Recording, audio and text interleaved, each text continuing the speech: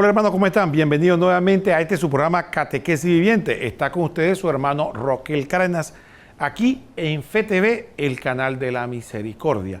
Como ustedes saben, comentando el Catecismo de la Iglesia Católica.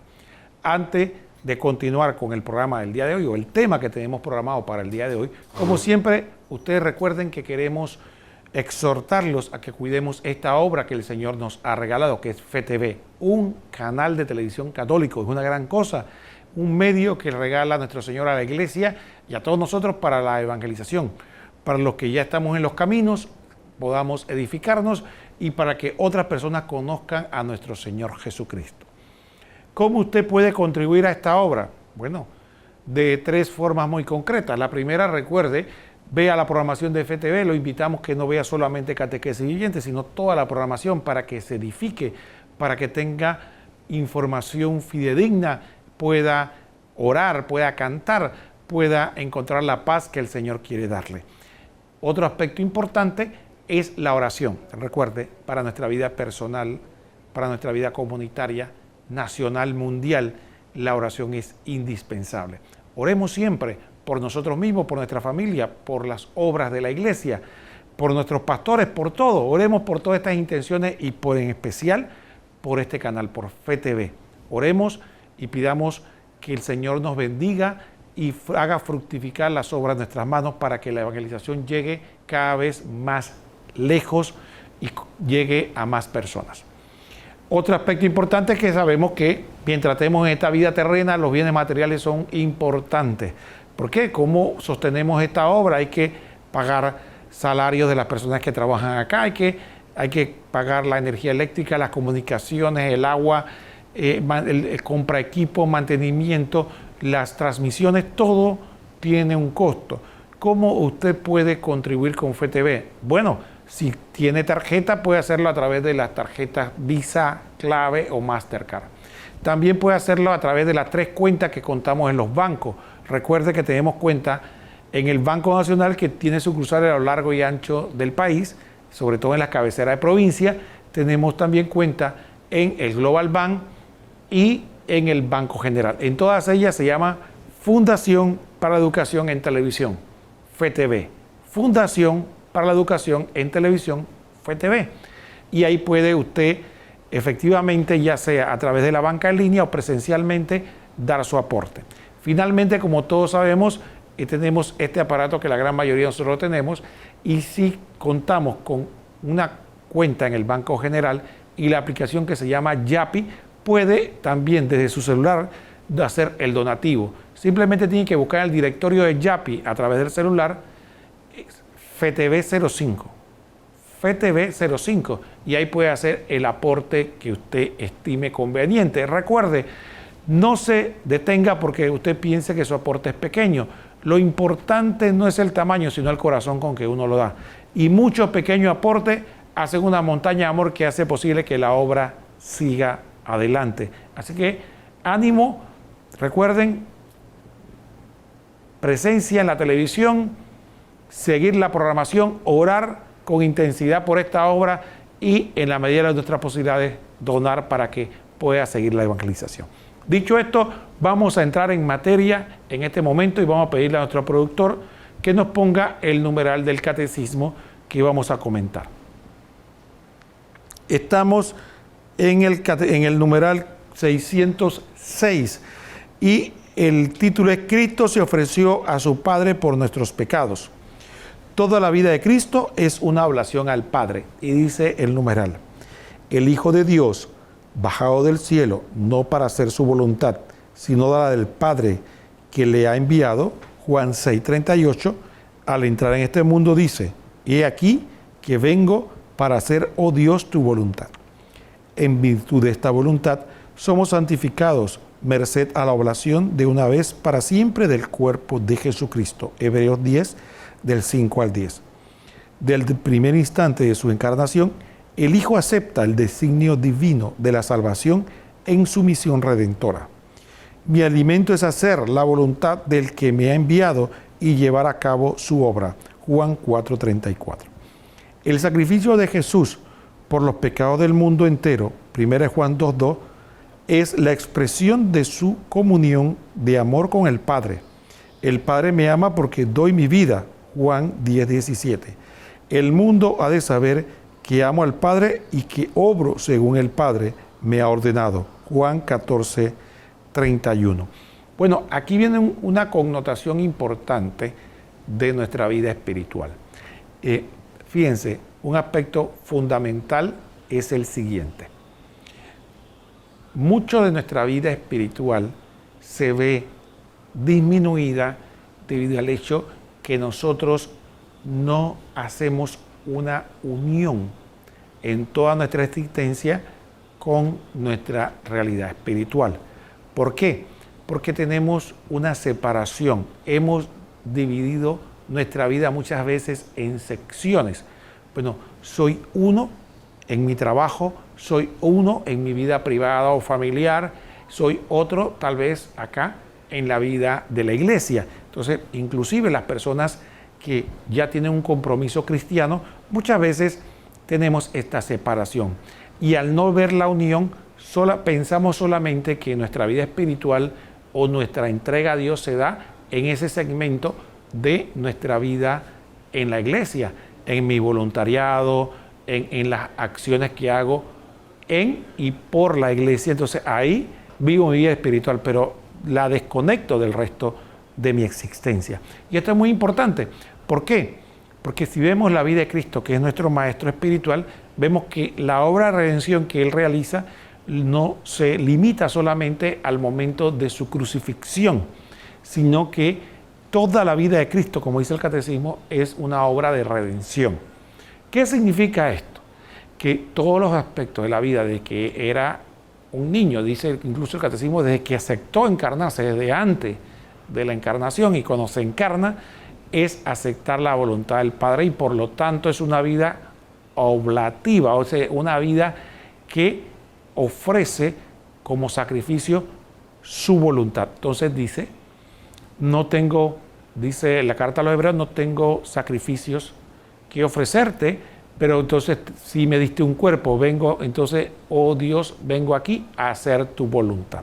Entonces de aquí que entonces tenemos que hacer esa unión, igual que Cristo, para que nuestra vida sea oblativa, de que todos los aspectos de mi vida tienen que ser una oportunidad para ofrecer mi voluntad a la voluntad del Padre, ofrecer lo que hago y aprender de que los acontecimientos de mi vida tienen una conexión con Dios, desde el más pequeño, desde levantarme en la mañana hasta los acontecimientos importantes. Entonces hay dos errores que muchas veces cometemos. Uno, ya lo mencioné, que es creer que solo en la iglesia tenemos esa opción oblativa o esa opción de entregar nuestra vida a Dios. Y también el otro error que cometemos es pensar que solo en los grandes acontecimientos o solo cuando nosotros percibimos de alguna manera un acto que me conmueve o que me toca muy particularmente en la acción de Dios, es que ahí está Dios. Pero olvidamos que Dios está en la cotidianidad, desde que yo me levanto y el esfuerzo para hacerlo, hasta cuando me estoy bañando y estoy haciendo cosas tan elementales como cepillarme los dientes, preparar mi desayuno, viajar a mi trabajo, realizar una tarea tal vez rutinaria y tal vez un poco aburrida para nosotros o pesada, el tener que soportar las pequeñas incomodidades del día, muchas veces desconectamos a Dios de eso. Entonces, y hacemos que nuestra vida entonces pareciera que Dios solo interviene en momentos extraordinarios o cuando estamos en la iglesia y el resto del tiempo estamos nosotros solos o a lo menos nosotros con el mundo. Entonces ahí perdemos una riqueza importante que el Catecismo nos enseña aquí, que es que la vida de Cristo fue oblativa toda. Y si bien es cierto, el momento culminante de la cruz tiene una importancia radical, no deja de tener el resto importancia. Entonces, ¿por qué? Porque es un llamado a nuestra vida espiritual. Entonces, saber de que nuestra vida debe caminar a la par de Dios y haciendo la voluntad de Dios en todos los acontecimientos. Y el ver a Dios en todos esos acontecimientos es un crecimiento espiritual enorme, porque entonces ya no tenemos una vida separada de Dios, sino permanentemente unida a Dios, no como saltos, sino como un río que va suavemente en una llanura, sigue corriendo, pero suavemente y siempre pausado y siempre unido. De esa misma manera, nuestra vida no puede ser cascadas que andan cayendo y cayendo de momento en momento, sino que debe ser esa unión con Dios permanente. Vamos a pedirle a nuestra productora que ponga el siguiente numeral, que creo que complementa lo que hemos estado diciendo. Dice el numeral 607. Este deseo de aceptar el designio de amor redentor de su Padre anima toda la vida de Jesús, porque su pasión redentora es la razón de ser de su encarnación. Padre, líbrame de esta hora, pero si he llegado a esta hora para esto. El cáliz que me ha dado el Padre, no lo voy a beber, y todavía en la cruz, antes de que todo esté cumplido, dice, tengo sed. Entonces, por lo tanto, podemos decir que la vida de Cristo es un acontecimiento que va creciendo hasta llegar al momento de cumbre de la máxima obediencia, que es el sacrificio en la cruz. Sin embargo, quisiéramos resaltar dos aspectos que nos pone aquí el catecismo. El primero es la importancia que nos presenta nuestro Señor, que es unir mi voluntad a la voluntad del Padre. Es decir, entregarme en todos los aspectos de mi vida a la obediencia a Dios. ¿Cómo? Bueno, ahí vienen dos aspectos importantes de nuestra vida espiritual. Si observamos la vida de Cristo todo es providencia. Él no percibe que los acontecimientos de su vida fueran algo que tuvieran al margen de la voluntad de Dios. Entonces, cada acontecimiento que se da, desde su encarnación, su nacimiento en Belén, después su vida a Egipto, después su vida pública, la oposición que pudo haber recibido de sus adversarios, su muerte en cruz, él no la ve como una serie de acontecimientos desconectados de la voluntad del Padre, sino realmente cosas que el Padre permite que él viva y que él entrega en confianza a que lo que él decida es lo mejor.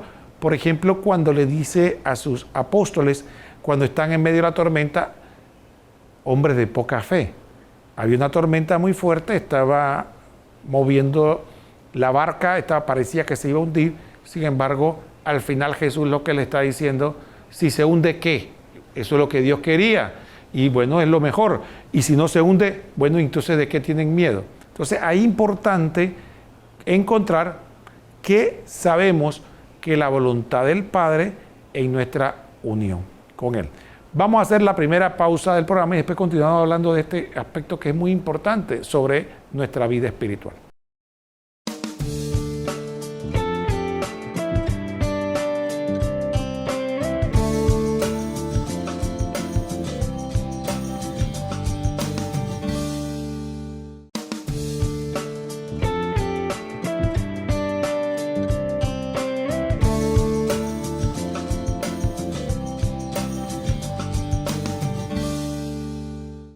Y estamos comentando el Catecismo de la Iglesia Católica. Está con ustedes su hermano Roquel Cárdenas. Quedamos en el segmento anterior hablando un poco acerca de este aspecto importante de nuestra vida espiritual, que es ver la mano providente en nuestra vida igual que Jesucristo lo hizo.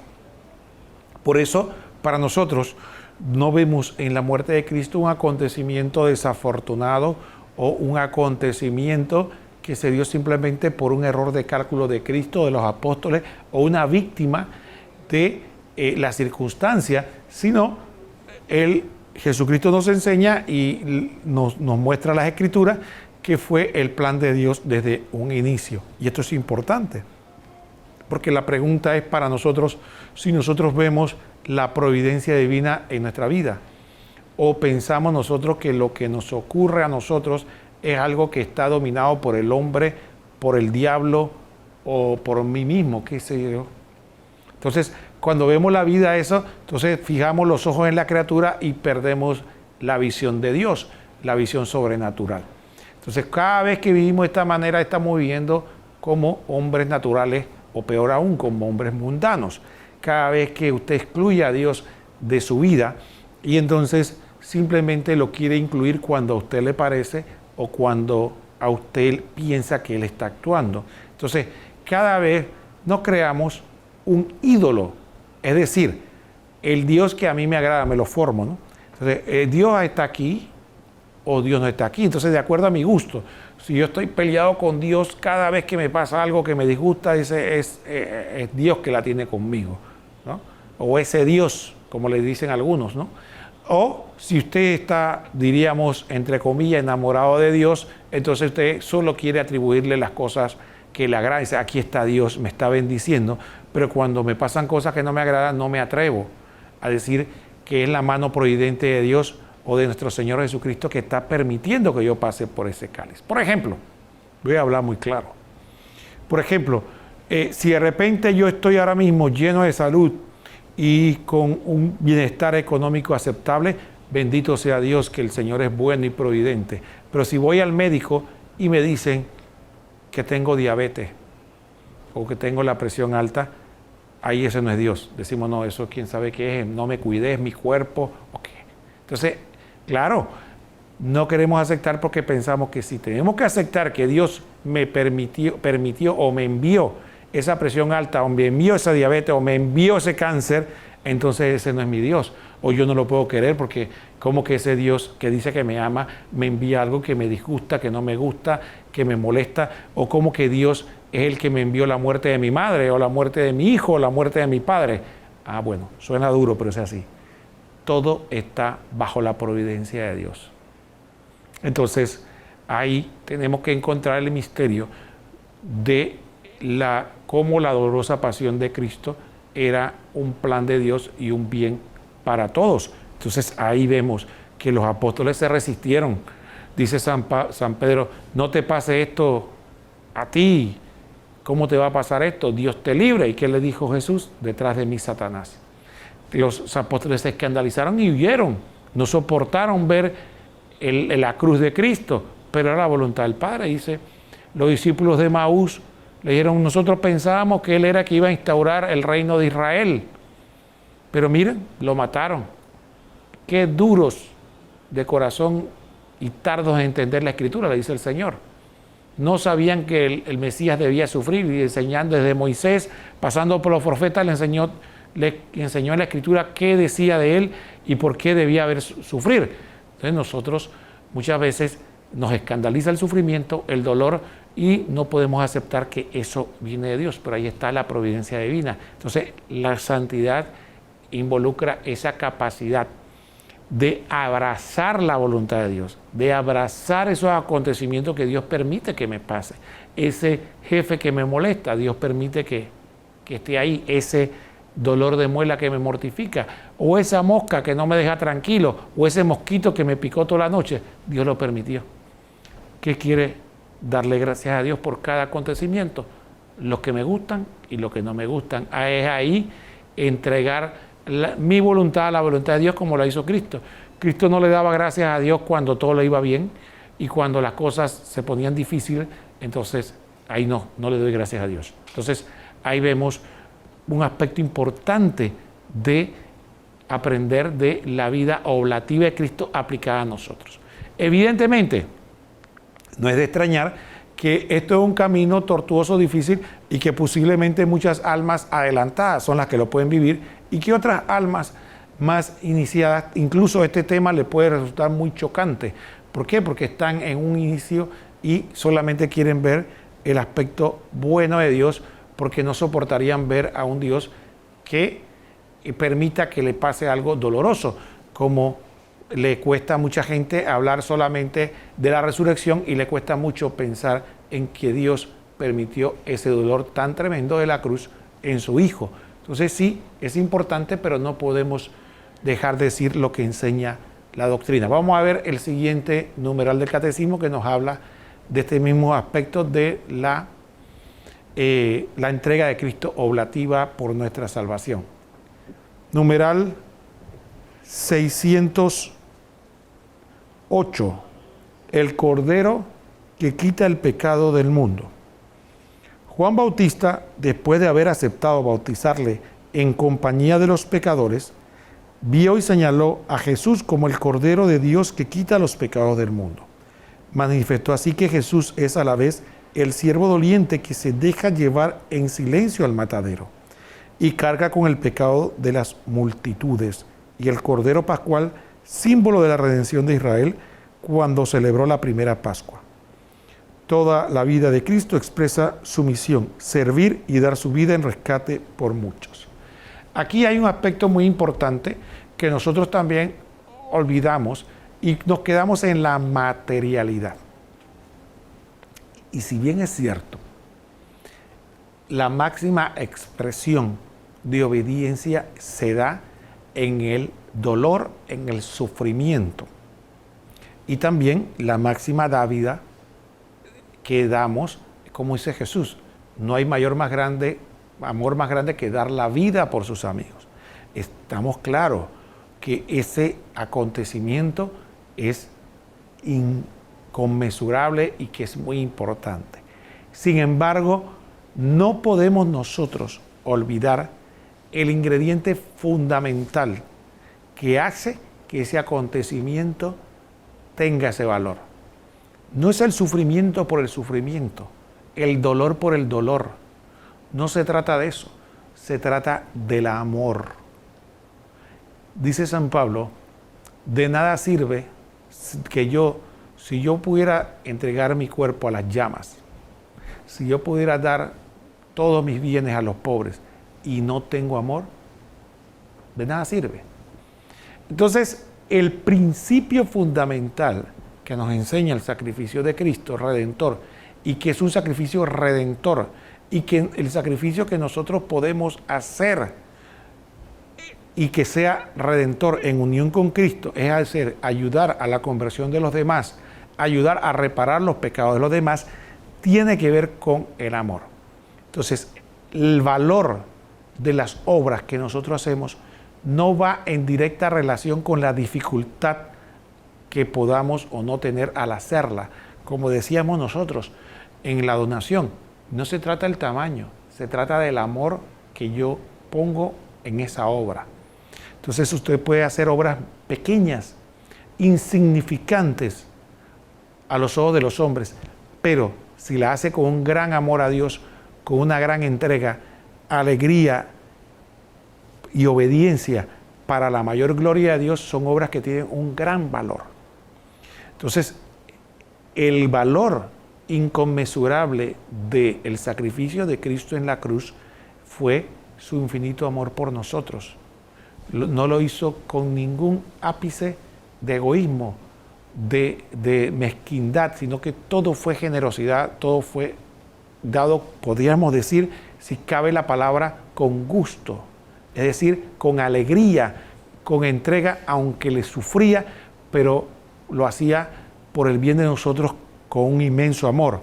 Si alguien, por ejemplo, tuviera la oportunidad de ofrecer su sufrimiento, el valor de ese sufrimiento se va a dar no solo por la dificultad de la obra, sino por el amor con que él pueda ofrecer ese sufrimiento o ese sacrificio.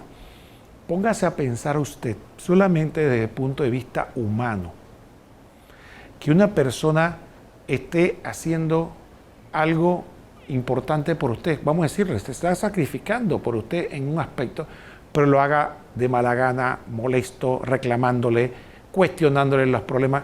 Entonces, usted misma se va a dar cuenta, este sacrificio, a mi entender, sí, me está ayudando y todo lo demás, pero no vale mucho porque realmente no lo está haciendo con amor. Vemos la comparación. Bueno, imagínense, lo mismo ocurre cuando nosotros le ofrecemos a Dios las cosas, pero las hacemos con pereza, de mala gana, a regañadiente, quejándonos, ponderando todos los esfuerzos, pensando en que nadie me lo agradece. Entonces ahí vemos que sí, puede ser que el sacrificio tiene un valor en sí mismo por el esfuerzo, pero tiene muy poco valor, o cuidado que nulo, por la falta de amor. Por eso Jesucristo le decía a los fariseos, ustedes pueden ayunar, ustedes pueden, por ejemplo, lo que aparece en el Sermón de la Montaña no es más que una expresión posiblemente de la cultura fariseica, Eso que decía, si usted entrega limosna y lo anuncia, ya recibió su premio. Si usted ayuna, ¿no?, y pone cara triste para que los demás lo vean, ya recibió su premio. Si usted ora en público para que la gente piense que es un gran devoto, ya recibió su premio. ¿Por qué? Porque es la nulidad del amor. La unidad en este caso del amor al que le está dando, el amor a Dios en el ayuno, en la oración, la entrega desinteresada, porque el que ama lo hace sin ningún interés para sí mismo, sino para el bien del otro. Entonces ahí es un termómetro que debemos tener nosotros en nuestro actuar diario.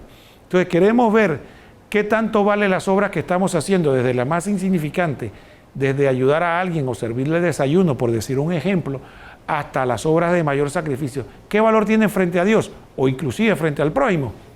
El grado de amor que yo tenga. Entonces ahí vemos que Jesucristo, toda su obra, toda su vida es oblativa por el gran amor con que hizo cada cosa. Muy bien, dicho esto, vamos a hacer la segunda pausa del programa y después de esta vamos inmediatamente, iniciamos el otro segmento, ver el comentario del compendio del Catecismo de la Iglesia Católica de Monseñor José Ignacio Munilla, que nos va a estar explicando desde el compendio un aspecto de lo que hemos estado hablando.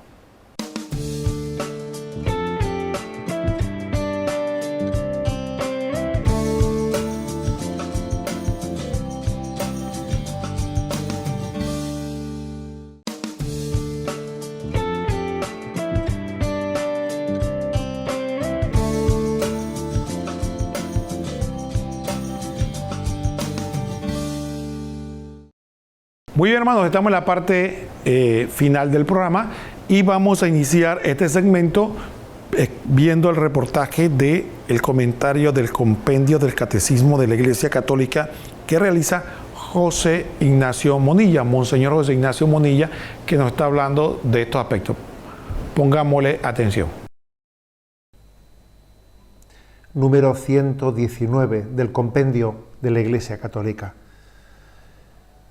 ¿De qué modo Cristo se ofreció a sí mismo al Padre? Toda la vida de Cristo es una oblación libre al Padre para dar cumplimiento a su designio de salvación. Él da su vida como rescate por muchos y así reconcilia a toda la humanidad con Dios. Su sufrimiento y su muerte manifiestan cómo su humanidad fue el instrumento libre y perfecto del amor divino que quiere la salvación de todos los hombres. Es un número, el 119, que nos sirve también un poco de recopilación de algunos puntos anteriores y da un paso más. A modo de recopilación, la primera carta de San Juan, capítulo 4, versículo 10, dice del Padre: Él nos amó y nos envió a su Hijo como propiciación por nuestros pecados. Hacernos propicios, reconciliarnos con Dios.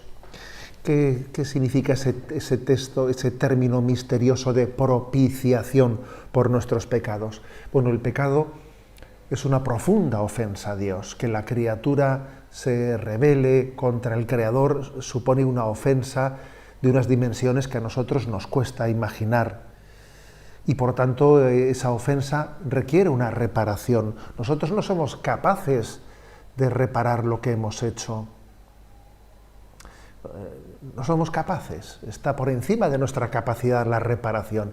Y es Dios Padre que en su infinita misericordia es el ofendido el que procura la reparación y lo hace a través de su Hijo. Es un misterio inmenso, ¿no? Que el ofendido sea Él el que repare la ofensa. Y entonces el Padre envía a su Hijo, pero al mismo tiempo que el Padre envía a su Hijo, como hemos explicado en algún número anterior, es el Hijo el que se ofrece al Padre para ser enviado. Y entonces entrega su vida en rescate por nosotros. Es impresionante la palabra rescate, ¿no? Todos sabemos lo que es un secuestro y lo que es el rescate. Pero a veces el rescate requiere no un dinero, sino alguien se entrega en vez tuyo a sufrir eso que tú estás sufriendo, ¿no? Dar su vida, la vida en rescate por otro. Bien, esta es la imagen, ¿no? Los términos, las palabras que siempre las palabras se quedan cortas, son palabras que son analógicas, para expresar un misterio.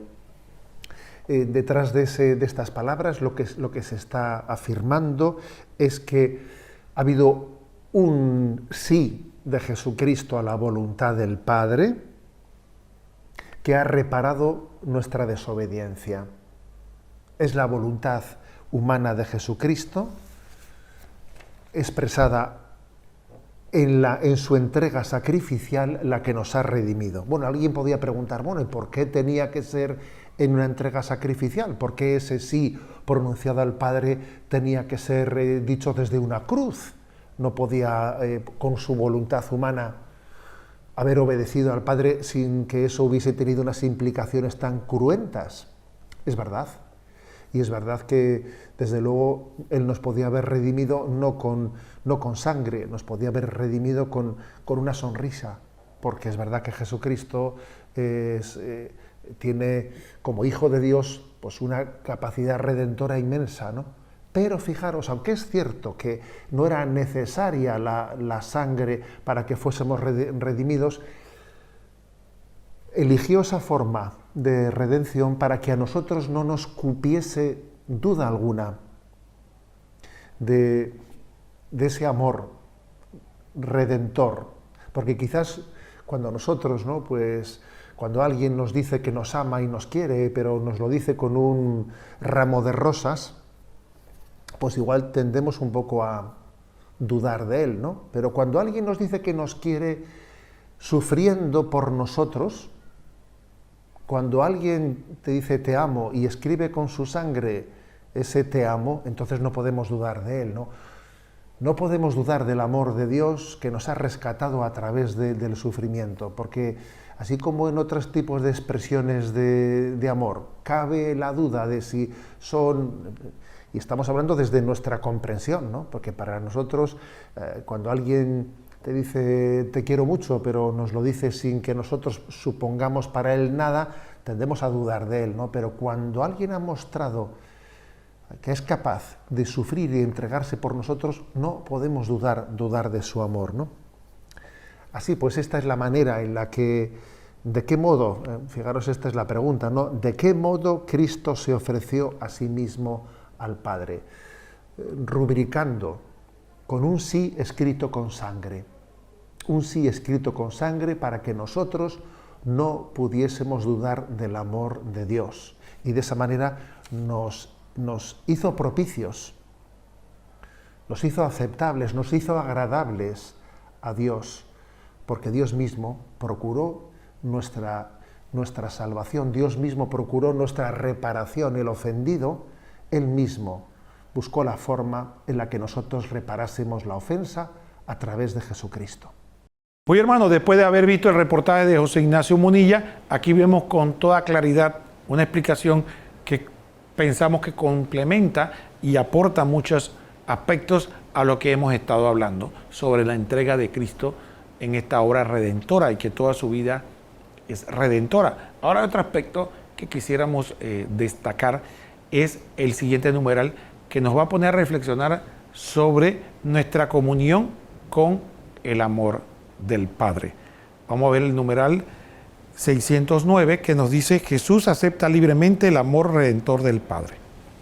Jesús, al aceptar en su corazón humano el amor del Padre hacia los hombres, los amó hasta el extremo. Porque nadie tiene mayor amor que el que da su vida por sus amigos. Tanto en el sufrimiento como en la muerte, su humanidad se hizo el instrumento libre y perfecto de su amor divino que quiere la salvación de los hombres. En efecto, aceptó libremente su pasión y su muerte por amor a su Padre y a los hombres que el Padre quiere salvar. Nadie me quita la vida, yo la doy voluntariamente. De aquí la soberana libertad del Hijo de Dios cuando Él mismo se encamina hacia la muerte. Bueno, aquí viene otro aspecto que Jesucristo nos enseña, que es esa solidaridad con el amor del Padre. Para ello quisiera mostrar un ejemplo, ¿no? Un ejemplo sencillo. Por ejemplo, cuando nosotros nos casamos y tenemos a nuestra pareja, y estamos muy enamorados y amamos a nuestra pareja. ¿Qué ocurre con ese amor? Ese amor es capaz de irradiar a los familiares de mi pareja. Entonces yo empiezo a amar al papá, la mamá, a los hermanos de mi pareja, no tanto porque me simpaticen o porque sean buenos, porque eso sería entonces sí, tal vez se ganaron mi cariño, entonces ya sería una situación de índole de simpatías personales. Pero ¿qué ocurre? Que muchas veces, a veces no se da esa coincidencia, pero sin embargo, sí se da ese esfuerzo de procurar empatizar. ¿Por qué? Porque el amor que le tengo, en este caso, en mi caso, a mi esposa, irradia a sus familiares. Y entonces aprendo a amar a su mamá, a su papá, a sus hermanos, hermanas. ¿Por qué? Porque entonces ya yo puedo decir con propiedad que los amo a ellos porque te amo a ti. Entonces, este ejemplo nos puede ayudar a ilustrar lo que ocurrió con Cristo. Cristo, el amor que le tiene al Padre, lo irradia en nosotros y nos ama. Entonces, ese amor que el Padre nos tiene, como Él ama al Padre, entonces, y el Padre nos ama a todos nosotros, entonces Él también nos ama. De esta manera, usando esta forma, el catecismo nos lo presenta. Entonces sí, Jesús nos ama con el amor del Padre. Y por el amor que le tiene al Padre y el Padre nos ama, entonces Él también nos ama a nosotros. Esto tiene una connotación espiritual importantísima para nosotros. Porque nosotros en nuestra vida espiritual muchas veces cometemos el error de pensar que tenemos que ser buenos con los buenos y malos con los malos. La ley del talión.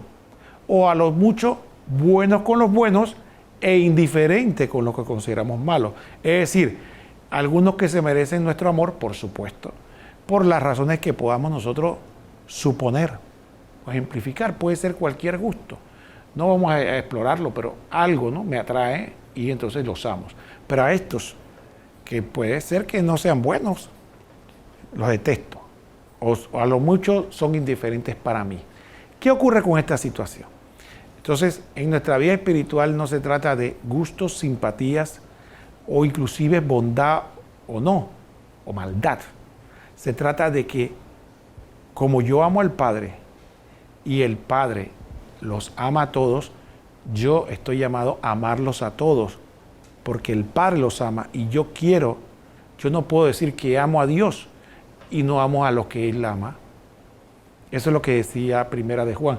Si usted dice que ama a Dios que no ve, ¿cómo puede y no puede decir que ama a sus hermanos que sí ve? Entonces es porque ¿cómo yo puedo decir que amo, haciendo el ejemplo, que amo a mi esposa, pero odio a toda su familia? La misma dice, tú me tratas muy bien, tú estás bien conmigo, no tenemos una buena relación, pero algo que no entiendo, ¿cómo dices que aborreces a mi familia? Entonces, ¿qué va a decir la esposa? Imagínense, una relación humana. Sí, tal vez mi familia no se porta bien, pero ¿por qué no haces un esfuerzo por llevarte bien con ellos? Porque por mí, hazlo por mí. ¿No han escuchado eso? Si eso se da entre los seres humanos, imagínense con Dios. Que Dios nos diga, sí, esos son mis hijos, yo los amo entrañablemente. Y tal vez no se porten bien, pero ámalos por mí, hazlo por mí. Entonces ahí se prueba, se mide, se establece el amor que le tenemos a Dios. ¿Qué les parece? Por eso San Juan lo dice de esta manera y por eso Jesucristo nos manifestó de esta manera. Sencillo. ¿Cómo se mide el amor a Dios? Porque amamos a sus hijos. Eso es. No hay otra forma. Entonces, de esta manera, entonces es ahí que cuando todo lo que Dios nos pone en nuestro camino son aquellos que Él nos entrega. Entonces nosotros definitivamente nos preguntamos, sí, como soy una persona limitada en el espacio y en el tiempo, yo no puedo, ni aunque quisiera, diríamos, amar a todos los seres humanos. ¿Son cuántos? 5.000, 7.000 millones de personas, no puedo. Entonces, lo que Dios me pide no es que yo sea capaz de amar a las 7.000 millones de personas, sino que ame a los que Él me entrega. ¿Y quiénes son los que me entrega? A los que Él permite que yo me encuentre a lo largo de toda mi vida. Desde que nací hasta ahora, desde que tengo uso de razón y la voluntad para amar, que los pueda amar. Entonces, ahí se demuestra el amor a Dios. Amar a Dios sobre todas las cosas es poder amar a los demás con ese amor incondicional que Dios tiene por ellos. Entonces, ese es el amor de Cristo.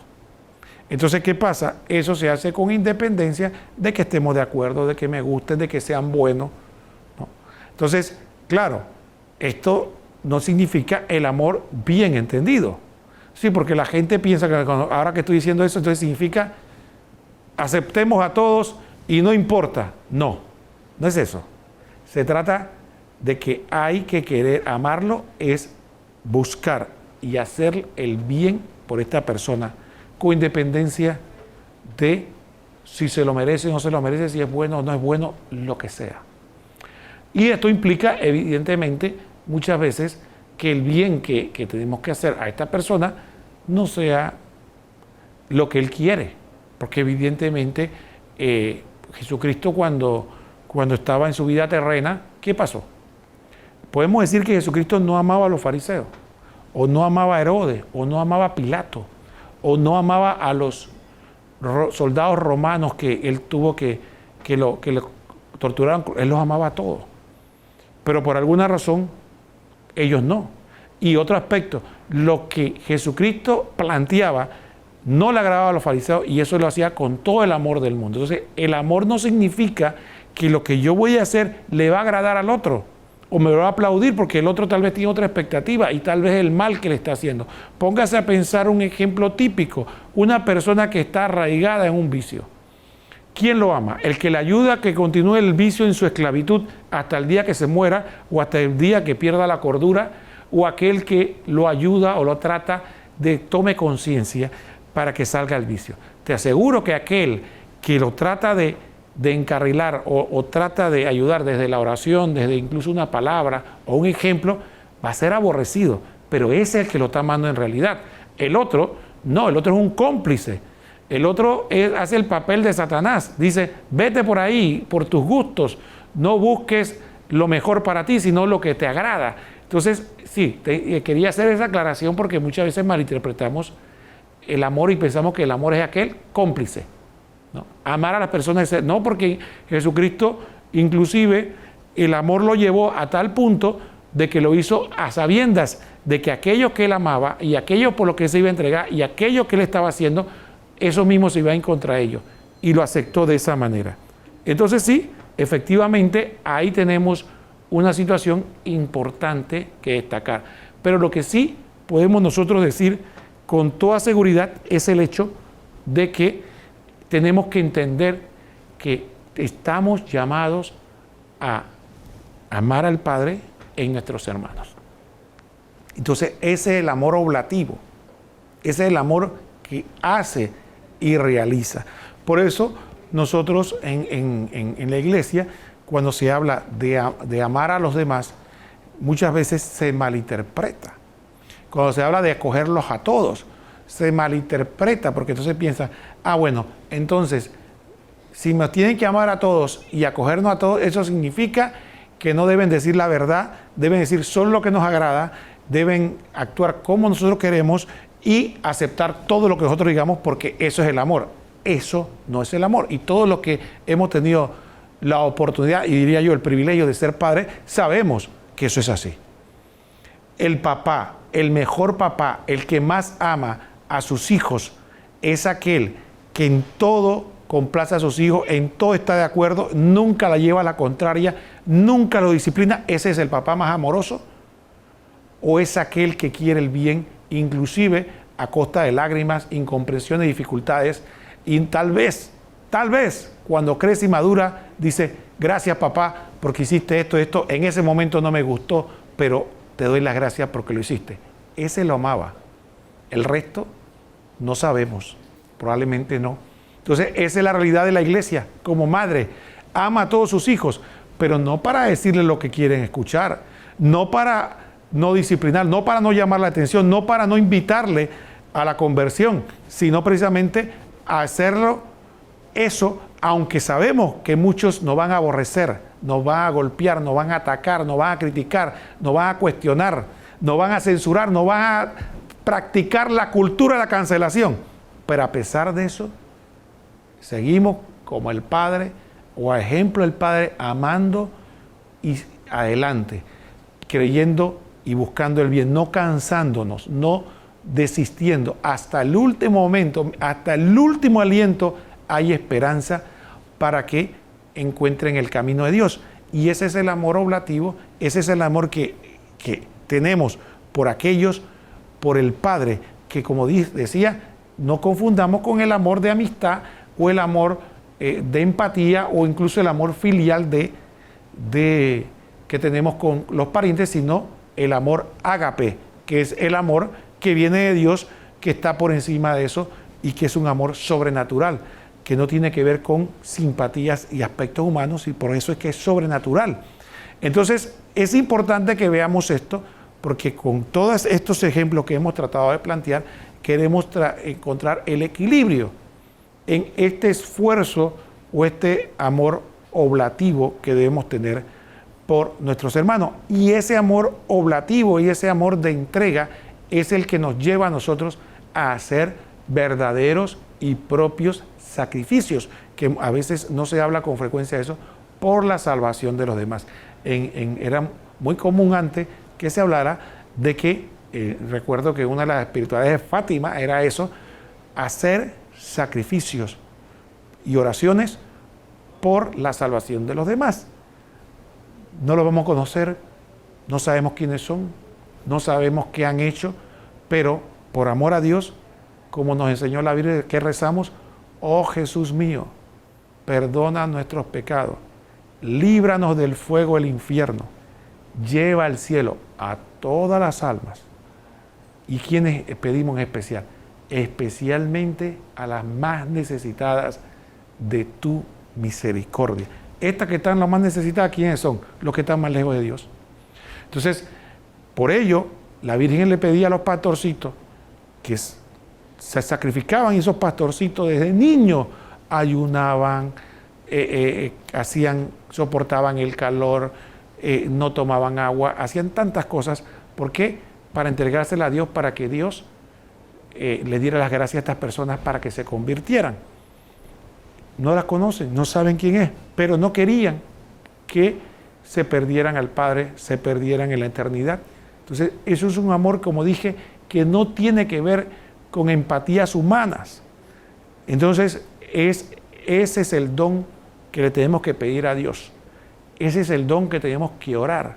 En vez de estar pidiendo tantos bienes materiales, ¿por qué no le pedimos a Dios que nos dé esa capacidad de amar que Él quiere darnos, para que nosotros seamos capaces realmente de poder lograr eso, de poder amar con el corazón de Cristo, amar como el Padre ama a sus hijos, que, dice el Señor, hace salir el sol sobre buenos y malos, sobre justos e injustos.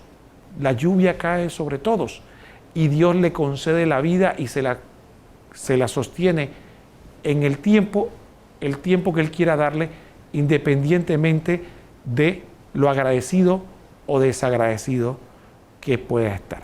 Muy bien, hermanos, ya se acabó el tiempo del programa. Ha sido un verdadero privilegio haber podido compartir con ustedes estos minutos de reflexión sobre este aspecto de la oblación y nuestra comunión con esa oblación hacia el Señor.